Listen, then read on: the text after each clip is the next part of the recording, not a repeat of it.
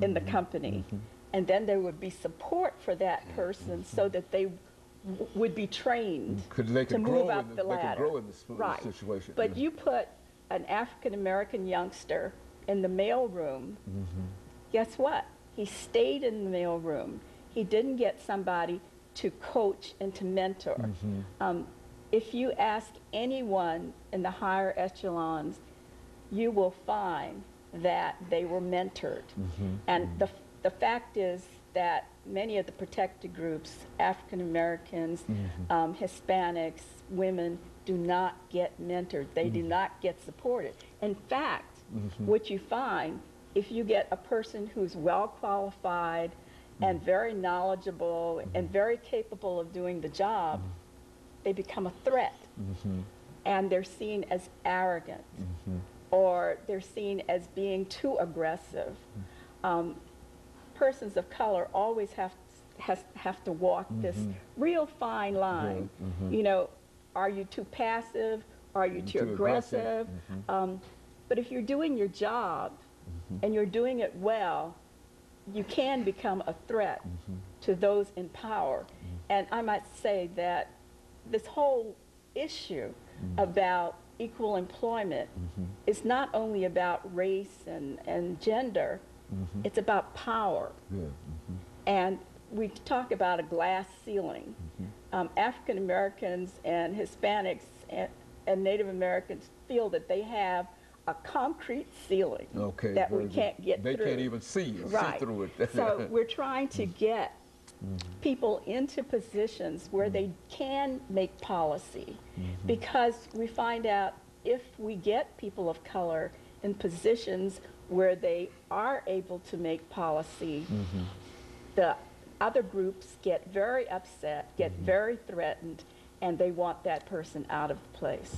Well, it seems to me over the last 3 minutes that we have here, it seems to me that both of you are saying that affirmative action is good for America. Absolutely. Let's have you speak to both of you speak to that. Yes, well, I think it certainly is very good for America, because as we look at that historical backdrop, we haven't gotten any place close to fairness. Anyone that talks about we have arrived and there's this whole idea of reverse discrimination, you show me the location and let me see how many managers there are, how many CEOs, how many people there in the workforce, and if it's reversed from how it has always been, meaning flip-flop, then I would say, well, yeah, we've arrived. But to this point, we haven't. And as far as policy is concerned, what you are hearing in common language is indeed the use of quotas, set-aside preferences, those types of things. And you're finding young students at majority universities are using that language without understanding what we have shared today. So it's needed. Very good. And I think that is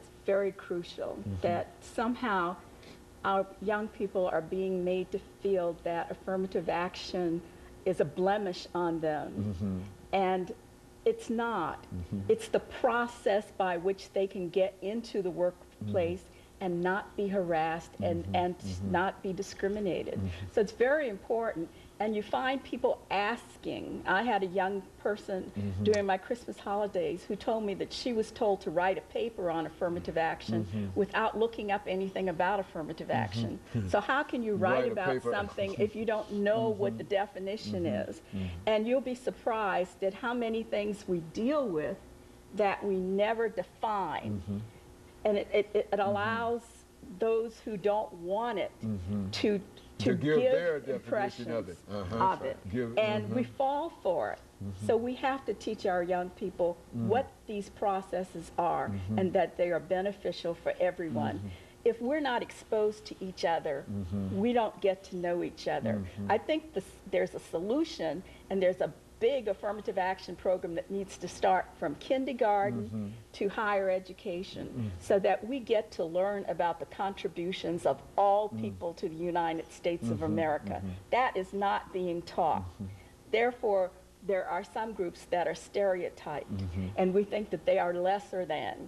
But we're all contributed to this great United States of America. I'm proud to be an American, but I'm not proud of the fact that our educational system has not provided to our young people the context in which they live, the truth about how the United States was formed and how we came to contribute and to be proud of those contributions. Very good. 30 seconds, and before we end the show today, any final statements, Dr.?